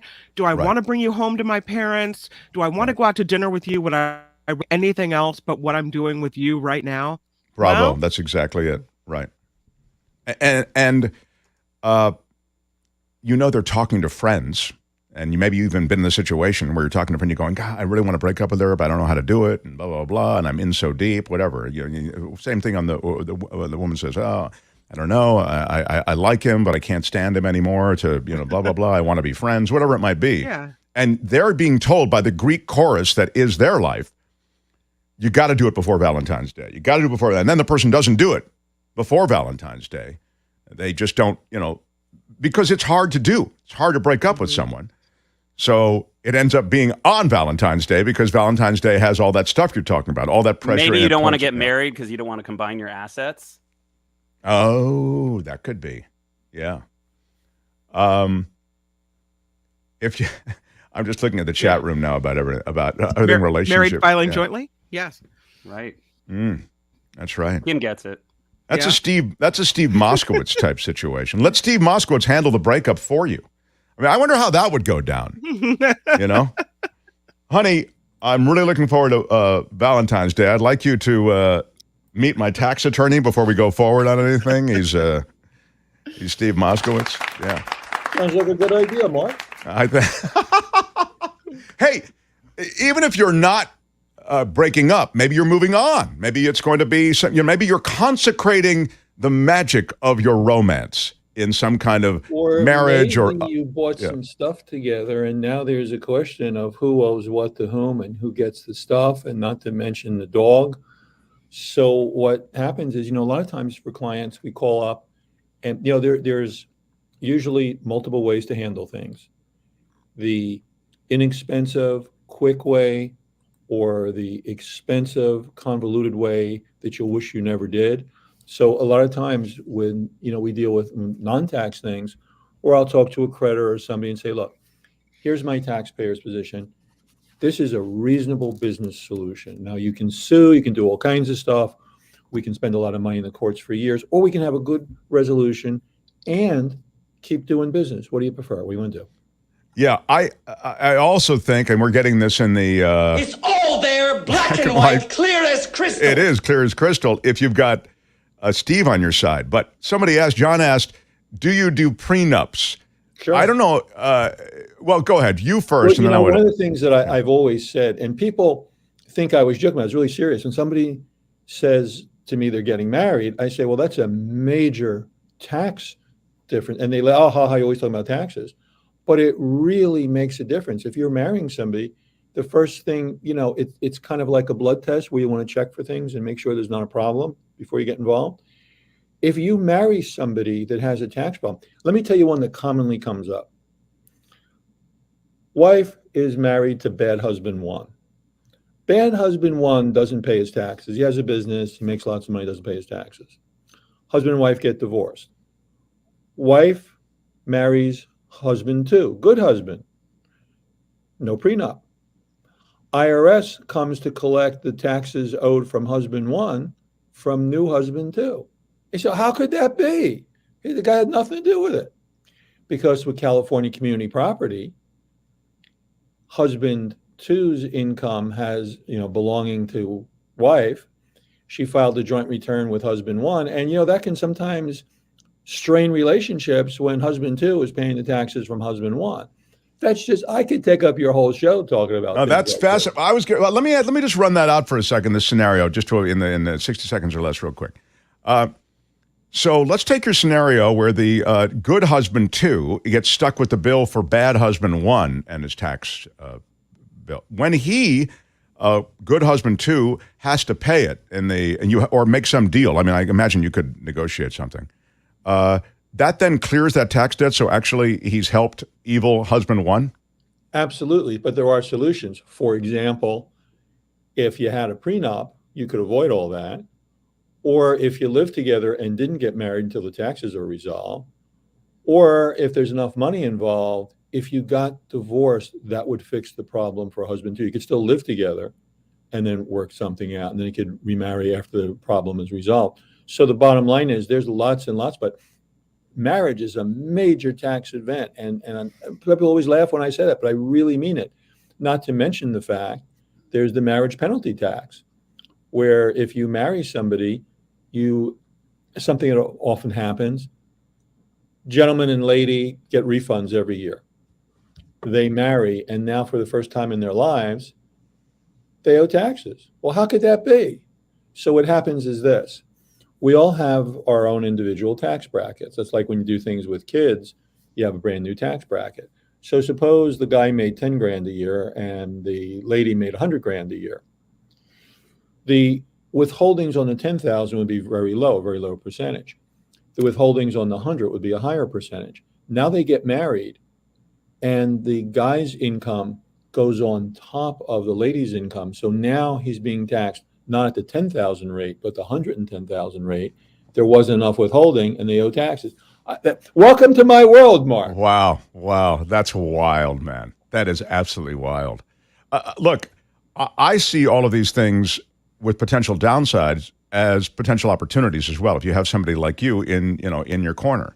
So I want people to contact Steve for any number of issues. We've just touched on a couple of them, even in this casual conversation. 888-TAX-DEAL is his number, 888-TAX-DEAL. You've heard us talk about ERC. We'll talk about it again. But I think that in life, independent of ERC, there are all of these other things, as you say, in relationships of all sort. There are financial entanglements that have to be dealt with. Otherwise, they'll deal with you when you're not expecting it. And then you have to go to Steve, and he has to clean it up, which he can also do. 888-TAX-DEAL, 888-TAXDEAL. You can also reach him online, MoskowitzLLP.com. Moskowitz is Moskowitz, LLP is LLP. And so it's MoskowitzLLP.com. Fascinating, really cool stuff. I wouldn't even expect we'd be talking about this, but really interesting stuff. Thanks, Steve Moskowitz. Live show. Never can tell what comes up. Really love it. Look forward to the next time. Steve Moskowitz, everybody. Come on. Steve Moskowitz. Yeah, right on. Hey, which one do you use, Mark Thompson? Who's Mark Thompson? The Mark Thompson Show. We have Belinda Waymouth coming up in the next half hour. We'll talk about the planet. There's actually good news on climate, maybe hopeful news on climate that goes alongside the grim news on climate that is typical of the sort of thing that we would share with you. So I want you to know that it's not all bad news from Belinda. We'll do that right after Kim's news. I am here with Kim, with John, with Tony, and our YouTube show continues. Smash that like button like a boss. With your iron rod. Even if you're watching in replay, please hit the thumbs up. That helps us in the algorithms of YouTube. And I also would, let's say, Mark, do you ask for their FICO when you date a woman? Isn't it the surprise you hear about the most when people get married? I found out she has $80,000 in debt, or fill in the blank, or he has, 4 warrants for his arrest, and he's, there's all this stuff that is revealed after the fact, after the commitment. It is crazy how we cascade into these liaisons and they become full-blown relationships, and we don't really know a lot about the person that we're hooking up with. For long periods of time. Meg Ryan dumped her boyfriend on Valentine's Day in Sleepless in Seattle. Oh, I'd forgotten that.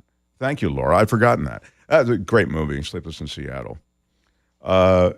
Speaking of great movies, you saw that the writer behind Julie and Julia, which I believe they made into a movie, she was the one who wrote the book. Julie and Julia was the movie. Yeah. She just passed away, and she's young, 49 years old. Really sad. She wrote the book, okay? The book chronicled her efforts to prepare every recipe in Julia Child's Mastering the Art of French Cooking.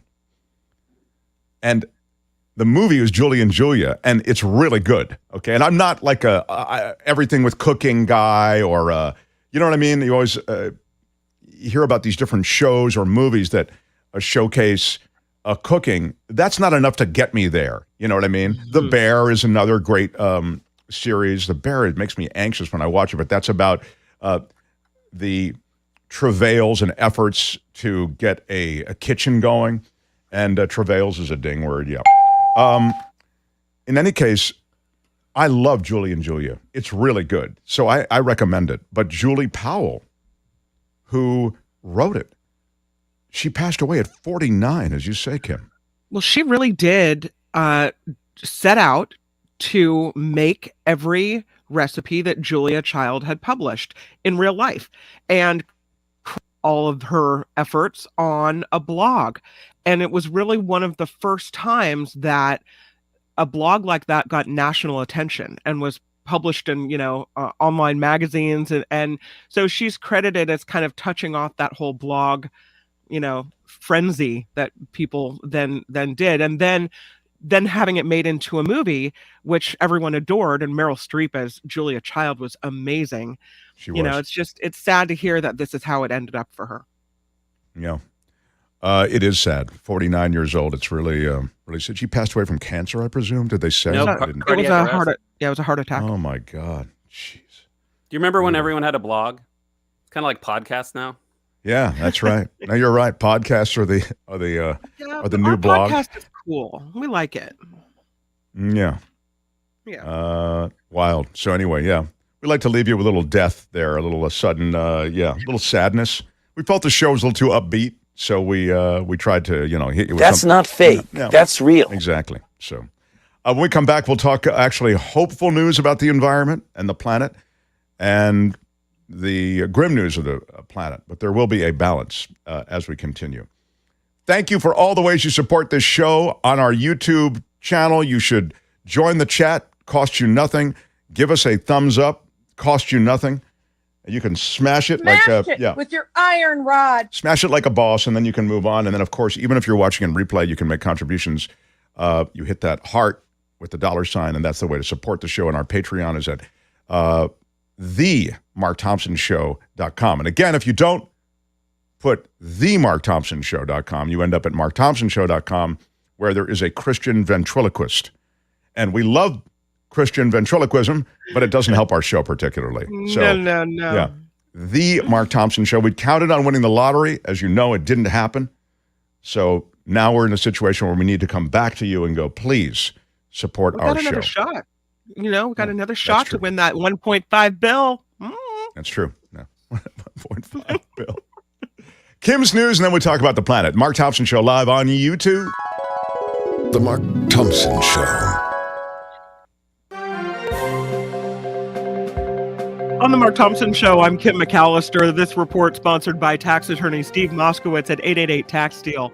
The U.S. and South Korea ramping up joint military training exercises now, that in response to North Korea's latest series of missile tests. Defense Secretary Lloyd Austin calling on North Korea to stop the weapons tests. He's urging the country to engage in serious dialogue toward denuclearization. North Korea fired several missiles today, including a ballistic missile. Gabby Petito's family is suing police in Utah for $50 million. The 22-year-old was interviewed by Moab police after fighting with her boyfriend 2 weeks before he allegedly murdered her on a cross-country trip. Today, attorneys for the Petito family said Gabby would still be alive if police followed procedures involving domestic violence. Friday marks 30 years since Senator Dianne Feinstein became a senator from California. It would make her the longest-serving female senator in U.S. history, surpassing former Maryland Senator Barbara Mikulski. In a statement from Feinstein's office, she said it is an incredible honor to become the longest-serving female senator in the nation's history. She said she is forever grateful to Californians who have chosen her to represent them. She ran for office first in 1992. For Senate, rather. Florida Governor Ron DeSantis may be reconsidering potential plans to run for president. According to Vanity Fair, Republican sources say DeSantis indicated he would not take on former President Trump if he seeks the GOP nod in 2024. One source told the publication DeSantis may decide to wait until 2028 to make a White House bid. Dodge and Chrysler issuing warnings about exploding airbags in more than 250,000 cars. 2 people have died in separate crashes involving the Takata airbags. The automaker issued a do not drive warning, said tens of millions of vehicles with those airbags are under recall. Lyft is cutting more than 1/10 of its workers.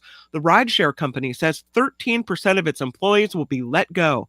Lyft's founders cited economic challenges, including a possible recession. They also admitted previous cost-cutting measures that had been implemented just weren't enough.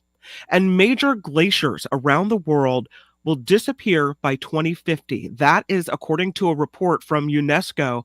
That includes those in Mount Kilimanjaro in Tanzania, the Dolomites in Italy, others in Yosemite and Yellowstone parks. The that even if greenhouse gas emissions are reduced and the global temperature rise is under 3 degrees Fahrenheit, it looks like we're still going to lose those glaciers around the world. This report, sponsored by tax attorney Steve Moskowitz. For more than 30 years, Steve has put his tax knowledge to work for individuals and businesses alike. If you need help with your taxes, give Steve a call, 888-TAX-DEAL, or reach him on the web, moskowitzllp.com. I'm Kim McAllister on The Mark Thompson Show. I'm Shadow Stevens for The Mark Thompson Show. Bye-bye. It's not bye-bye yet, Shadow, please. The Mark Thompson Show. Jump the gun on bye-bye, Shadow. My wife wants some vegetables for crudité. I was a basketball referee. Feels great, baby. Use Mark Thompson. This was not just extreme carelessness. It's unbelievably offensive. What he's got going here is a situation. I was fortunate. Everyone I worked with made me better at my job. You are a cover-up artist and you are a liar. Yes, indeed. Oh my God, that sounds pretty fun.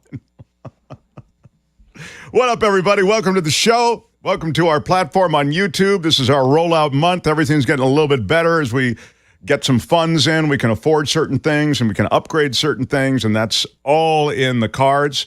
But I appreciate everyone who is here helping the primordial ooze of this show come together. Got our full crew, as you know. And you just heard Kim. Kim, how are you? Yeah, of course, fabulous producer John Daly. Fabulous producer John Daly. Tony is our man. Thanks, Tony. On the technical side. So thanks, everybody who has been part of things. John, what do I do here? I'm Go right to Belinda. All right, let's go. Without any delay, let's get right to her. You know what? I don't have the It's the Planet Stupid open stuff. This is what I used to not have to worry about. And I can offer you a lavish introduction, Belinda, but I'd rather just get into what we're talking about. So It's the Planet she Stupid. Is our, It's the Planet Stupid. Yeah, thank you. That's very well done. Belinda Waymouth talks about all things planetary and environmentally related on Thursdays with us, and welcome, Belinda. I was saying there's both the good and the bad of climate today. Yeah.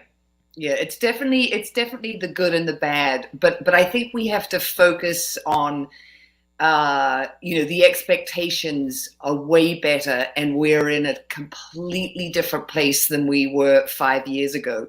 The way I keep saying on the show, we are headed in the right direction, and we truly are. So I think we have to, give ourselves, we can't give ourselves a pat on the back, but I think we have to focus on that, because where we are now, in comparison to where we thought we were going to be or where we're headed is way better. And I'm not discounting what Kim just, told us in the news about all these glaciers that are going to be gone by 2050. Things aren't I don't good. know. I don't think glaciers is a word, but I will ding it. Glaciers, I know. I get it. You're not from this country originally, and you have that cute accent, but you don't have to rub it in our face all the time. Oh, I just can't help myself. It's how the words come out of my mouth. So I love it. So but it is the case that these glaciers are going away, or glaciers are going away at it's an insane pace. It's like we've fallen off the ledge. Well, here's the thing. We are sort of falling off the ledge. When you look at, the heat waves that are happening, the droughts, the flooding in Pakistan, it was just terrible. But let me back up and let me say. Sorry, you're saying despite that, you're saying even though that's all happening, you were making a point. Yeah, I apologize. That's all happening. But where scientists thought we were heading, 5 years ago. So, the Intergovernmental Panel on Climate Change, the IPCC, has been coming out with, their reports, every year. And the worst case scenario, it's called business as usual, which a lot of scientists thought was really where we were headed. We were going to keep burning, copious quantities of terrible coal. And the planet was going to heat up between 5 to 8 degrees Celsius. And by 2100. And that mark was going to be absolutely apocalyptic. It was going to be terrible. But now what everyone is saying is like, hey, it's not going to be that. We're going to heat up between 2 to 3 degrees. That's not good either, but it's half of where they had really thought we were going. And they were really, those numbers were really predicated on what had happened in China. We saw this huge nation industrialize and get rich, and they did it all on coal. And so the world expected or the scientists said, hey, this is what's going to happen in India and all these other countries that are, set to industrialize. And we will heat up by this crazy amount, this 5 to 8 degrees Celsius. Now, what was agreed in Paris at COP25 back in 2015 was that really the safe number was 1.5 degrees Celsius. We're already at 1.2, and we can see what's happening. California's on fire. This summer, I think it was over 100 people died in Phoenix in the heat waves. I mean, the deaths in England, Portugal, and Spain, they lost over 1,000 people respectively in those, 3 countries with the heat. And we don't even know in China how many people died because they had crazy heat waves. But, China keeps very secret about the bad stuff that's going on, how many people died of COVID, what happened with the heat. Well, not to mention those, but just, we're talking about, those are heat-related deaths, but of course there are deaths related to, as you've suggested, flooding. There's also a fleeing of climate change results. That is to say, the results of climate change have made many, for example, crop-growing regions in the world no longer arable in terms of the land being in any way usable. So that's forced these migrations. So I guess what I'm trying to say is the ripple effects, and I'm talking about deaths, they're beyond just the heat. I know you know this, but I'm just saying, gosh, I mean, you were talking about the heat, and when you factor in all the deaths to climate change annually, I mean, the number is very, very big. Yeah, it is. And the other thing that's crazy is, fossil fuels, kill up to 8 million people annually every year. So what's really exciting, because we've talked, that's the terrible part, but what's really exciting and what has happened in the last 5 years, and why we're in this different place as far as our expectation goes, is the shift to renewables, as I say over and over again, is happening. And the cost of them and the technology, it's just, growing exponentially. And so, I mean, I tweeted a story this morning about, solar power plants are going to be 10 times cheaper to run than gas ones, new European Union research shows. And the fact is that, the cost of solar and lithium batteries in the last 12 years, it's dropped by 85%. The cost of wind has gone down by 55%. So renewable electricity is just going to be cheaper. And that's why we're having this huge shift towards it. I mean, wind already is providing 6% of the world's electricity. China, which, burnt all this coal, I mean, they already are set, in the very near future to have as much solar power electricity generation as the rest of the world combined, just China alone. And the US is also planning to have that much solar. That's in our future, that we will have the same amount of solar on US soil as the rest of the world has, and China going from, burning all this coal, they're now producing 85% of the world's solar panels, half the electric vehicles in the world are coming from China. So there's been this, this massive shift is happening. And of course, the market, which, likes money and is governed by money. I mean, this year, investments in renewable energies have exceeded those in fossil fuels. So that is huge. And then the other part of it is what's happened with public policy. We've got elected officials who are being pressured by their voters. You've got young protesters, throwing soup, cans of soup onto paintings, gluing themselves to paintings. And then the other thing is nations are making the shift to renewables because of self-interest. They want to still be nations. That's why China is doing what they're doing with renewables. China has, 5-year, 10-year plans. They want to be around. And, I mean, you look at our country, 5 years ago, we had a climate denier as our president, And well, I was going to say that, I mean, public policy and governmental policy changes. It's become, in this country, disposed toward making some real climate movement toward an aggressive movement at that, toward renewables and toward a fleet of electric government vehicles. I'm talking about postal vehicles, for example. I mean, that was floated. That's a whole other controversy. But anyway, I think you're right. I mean, there is an ebb and flow about public policy, and the drill baby drill people are about to take over again. So you're maybe 2 steps forward, 1 step back. And you point to a lot of things going on in the world that perhaps aren't encumbered by the sort of thing that we have in this country, where we take 2 steps forward and 1 step back. But you can see in Ukraine the need for more traditional fuel that isn't alternative energy. And you've just seen that the nuclear plant in Ukraine now has been thrown offline again, and now they're on a backup power. They're on backup generators. And so you see how our movement toward renewables is a pained one worldwide. Yeah. It's informed by flourishing economies and then hard-hit economies that can't do as much with alternative. But as you say, ultimately there'll be no choice. Yeah, there will be no choice, and it's happening. It's happening sort of in spite of this, sort of holding on to the old ways, because obviously we don't like, change.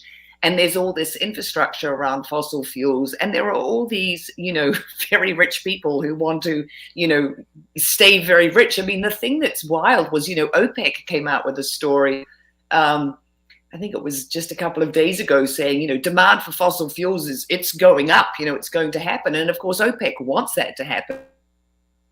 Sure. No, I mean, they have an interest in the interruption of the supply, and you're right. I mean, traditional oil companies and OPEC being the collection, probably the most powerful collective regarding oil and energy, they certainly want the price of a barrel of oil to be high. So they've cut back on supply. I want to mention something in the chat. Mackay, who's a regular listener, methane from cows does not contribute to climate issues. Cows have been flatulating for centuries. Flatulating is a ding word.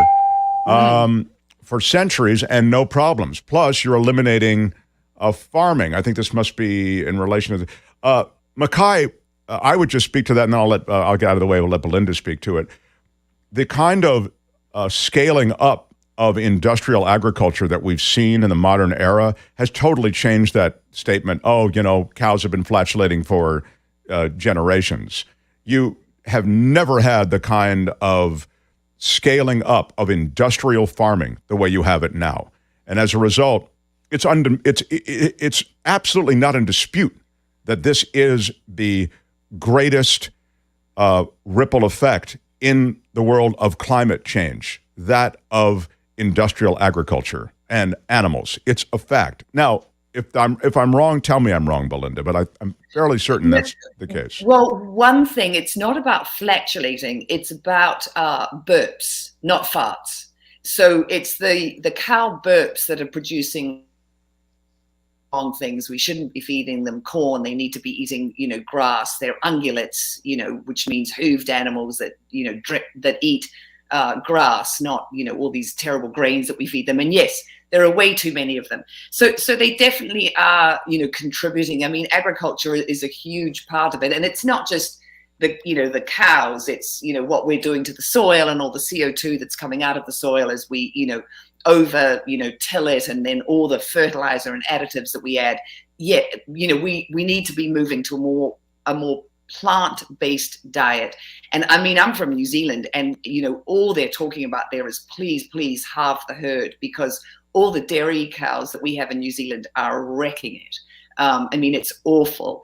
But I just wanted to. Ungulates is a ding word, by the way, please. Yeah, go ahead. Yeah. Thank you.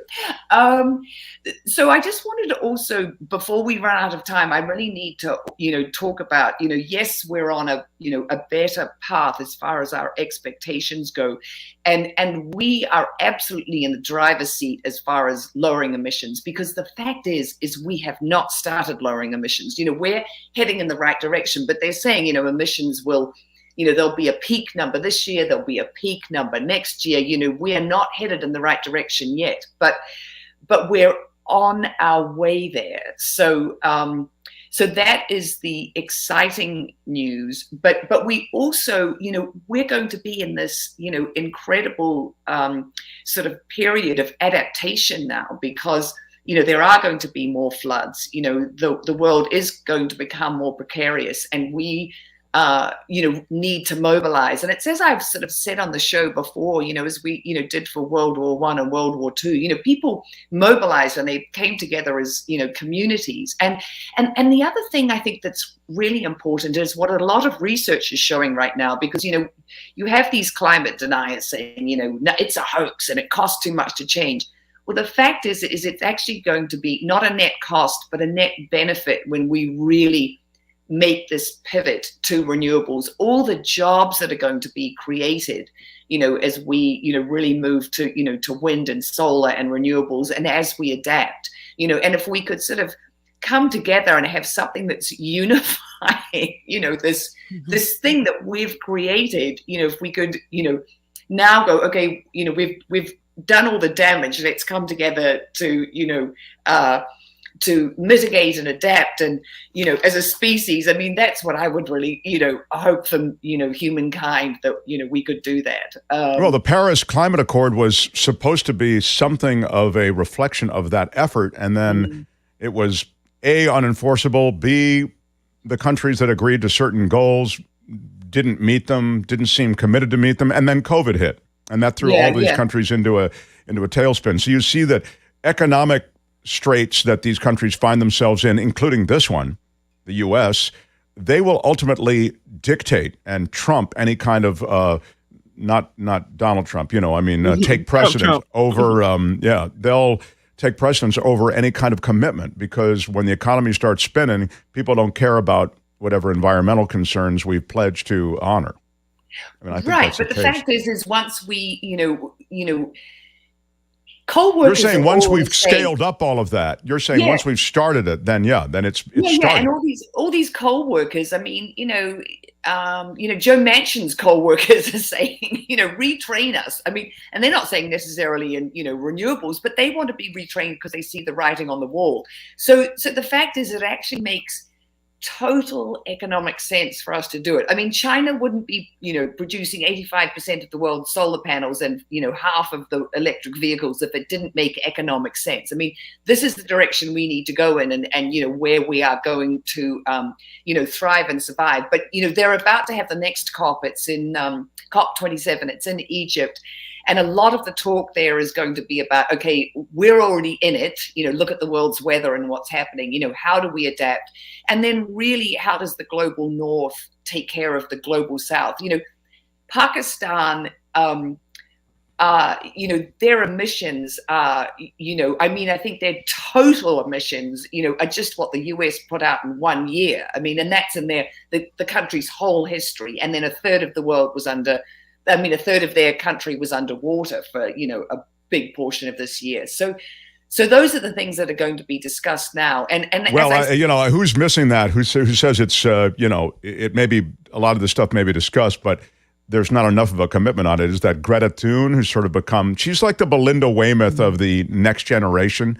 She's, she's dedicating her life to these messages, and she thinks this, the next COP meeting, which is, as you say, it's going on in Egypt. She thinks that it's just, it's bankrupt of any kind of real commitment from countries. You're saying, no, not really. Once the process is started, actually it continues and gets some momentum. I want to, I'm so sorry to float that, and then I want to ask you in the chat something about seaweed being the answer to the burping cow. Nick says the burping cow problem could be... I heard a mixture containing seaweed can reduce the harmful emissions from cow burps. Can you give us 30 seconds on that?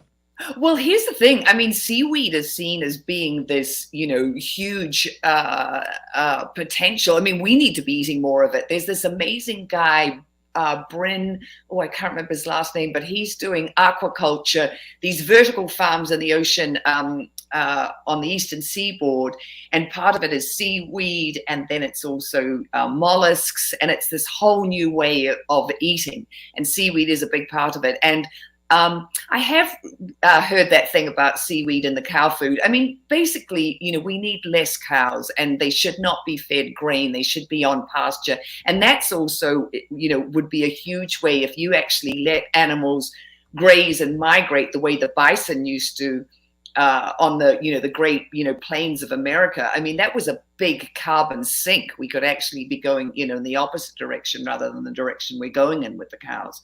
Yeah, it's so true. I mean, we're so off course when it comes to agriculture and the natural processes associated with agriculture. That we have processes, protocols. We have processes and protocols and standards. Yeah, but we're way away from them. Is the problem? You can find Belinda Waymouth on social media. Belinda Waymouth, Waymouth, and I think you have your own. Go. Yeah. I was hoping to ask her a question because I saw this study last night. Kim, how are you? And I wanted to ask Belinda, if you've seen this study out of Stanford. It was published, I think it was published yesterday, and it shows that whales are eating up to 10 million microplastics a day, kind of continuing our microplastic conversation from last week. But now they're saying that the krill have the digestive systems, I guess, to process microplastic. The problem is the whales come along and eat the krill, and they're eating this massive amount of microplastics, and they don't know, according to the study, what the long-term effects of that will be. Well, as we were discussing the last 2 weeks, I mean, we could spend, months talking about plastic, because it's all the toxins that adhere to a plastic particle that then you get inside you. And, we know that this is happening with human beings. We know that the pieces of plastic are small enough to cross the intestinal wall. They say they're headed for our, liver and kidneys. And of course, they're going to be affecting, they say that the plankton in the ocean, and, krill is a zooplankton, that they're not growing as big as they did. They're not having the offspring that they produce are not as robust because of the amount of plastic that they're ingesting. And so as it bioaccumulates, meaning, the krill eats a little amount and then a whale eats, hundreds of thousands of, krill. And so then there's more and more plastic as you go up the food chain in a bigger and bigger animal. We just have to come up with alternatives to plastic, and we have to stop using as much, and we have to get, the producers to take responsibility, because what's happening in the ocean and terrestrially with plastic is just bad. And research will reveal what it's doing to us, and that will, I imagine, becoming very soon, now that we know that it, how much is in us and how much we're consuming and everything. We've toxified the environment, and we've toxified our bodies with all the plastic. It's all there, black and white, clear as crystal. It really is. And I'm afraid it is shortening lives. It's producing cancers. It's producing all the other diseases that are related to those toxins. We do have to wrap up. As I was saying, Belinda Waymouth is Waymouth. I love speaking with you. The audience loves you as well. If you have any thoughts, even in replay, if you leave them in the chat, we will try to get them into our conversation with Belinda next week. Belinda, thank you so much. Belinda Waymouth, everybody. Thanks, Belinda. Hi. Belinda. Yeah. Got to wrap up. I can't believe the show's done. Thank you for smashing the like button, and also thank you for any contributions that you give us today. It's going to be another day where we recognize all of those people who've helped us so much. You can find our Patreon site, which is a click through to a way that you can, on an ongoing basis, help us. That's at themarkthompsonshow.com. themarkthompsonshow.com. So check it out. They pay me a lot of money for having attitude. Well, okay. I think you'll find no attitude, but you'll find, I think, significant opportunities to help us. And also to see the show, and you can push that website to others who might have an interest in the show and don't know where we are. themarkthompsonshow.com. A quick shout out again to Steve Moskowitz, our sponsor, who has been so aggressively supporting us. And that's what you need, especially as we get things going. Love everybody on here. Thank you all for, if you're watching in replay, you can add comments to the chat. You can hit us with support as well. That heart with the $sign in it is how you do that. Do I need to recognize anybody else? Click the like button, subscribe, and share the show. As I'm wrapping up, John, I ask you, do I need to do anything else, or is it just a We can mention you can support the show through PayPal or Patreon by going to the website. Oh, yes. There's a PayPal link on the website. Oh, and there's the KGO in Exile t-shirt. You should live the rebellion, my friends. Live it. The KGO in Exile t-shirt is at getmarkmerch.com. There's that. We have them in black. We have them in white. There's also a basic tee that's coming out that is in gray. That's going to be really cool. And there's all kinds of other merch as well. So there's a bunch of stuff and bunch of ways you can support us. But that PayPal link is at themarkthompsonshow.com. So a lot of fun. I enjoy all the ways that we can talk to the audience in new ways and join the community that's around this show. So Nikki's show is starting right around now on the channel that she runs, which is the Nikki Maduro show channel. I see all of these comments. I'll talk to you about some of this animal agriculture stuff in the days ahead. I'd be happy to have a conversation with you about that. We're out of time right now. I do want to mention that I want to mention that coming up tomorrow, Pat Thurston. Yeah, Pat Thurston is joining us in the 11 o'clock hour tomorrow. Ralph Nader sent her a book. That's what I've heard. Where is that? Ralph Nader just sent me a book. Did he send you one too? If Ralph Nader is someone that Pat is still in touch with. But she's excited about joining, so she will join tomorrow. John Rothman on Tuesday, so it's going to be pretty cool. I'm Shadow Stevens for the Mark Thompson Show. Mm-hmm. Bye-bye. Yes, this is bye-bye. Thanks, everybody, for all the ways you support us. All the time. Bye-bye. Until next time, everyone. Thank you. Bye-bye.